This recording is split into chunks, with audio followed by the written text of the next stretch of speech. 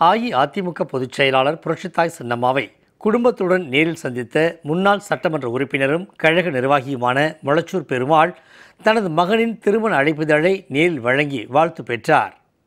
காஞ்சிபுரம் மாவட்டம் ஸ்ரீபெரும்புதூர் முன்னாள் சட்டமன்ற உறுப்பினரும் கழக நிர்வாகியுமான மொளச்சூர் பெருமாள் சென்னை போயஸ் தோட்டத்தில் உள்ள ஜெயலலிதா இல்லத்தில் அஇஅதிமுக பொதுச் செயலாளர் புரட்சித்தாய் சின்னம்மாவை குடும்பத்துடன் நேரில் சந்தித்தார்.